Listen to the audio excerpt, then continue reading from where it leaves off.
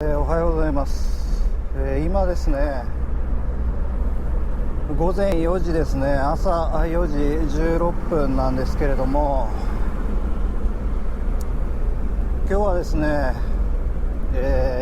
三浦半島の三崎朝市ですね。三崎にあります三崎の朝市、マグロだとかですね、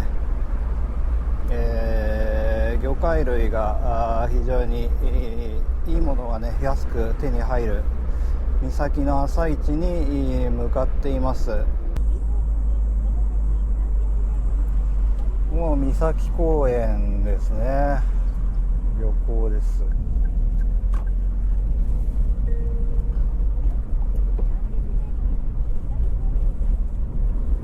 もうここら辺で、確か駐車場があるんですよね。駐車場は朝市の間 4,5 時間無料ですね。無料駐車場となってます。もうすでにですね、車がかなり止まってますけれども、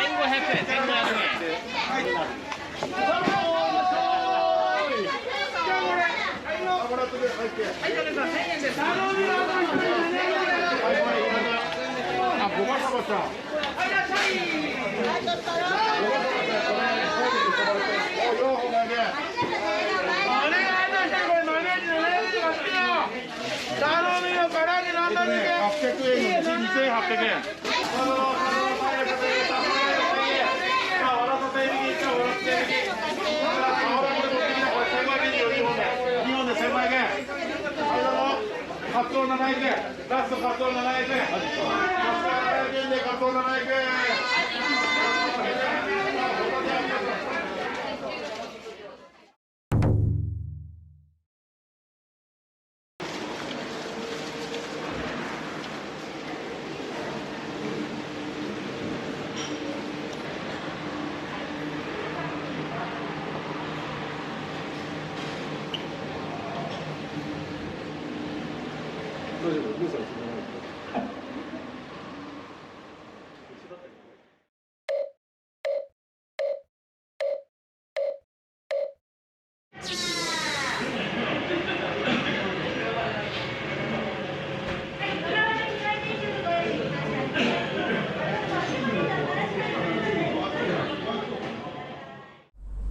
ということで、三崎のですね、朝市に行ってきました。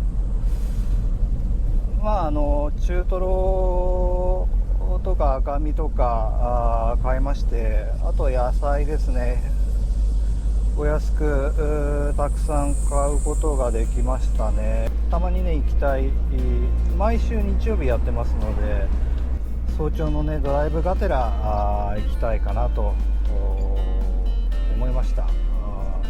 食堂の方もね、魚のフライからお刺身と定食、1600円に消費税とお値段はそこそこするんですけど、やっぱりね、量もボリュームも満点で味も美味しかったですし、非常に満足しております。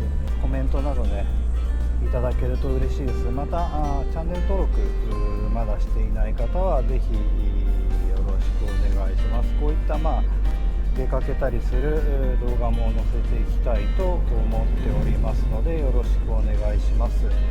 それではありがとうございました。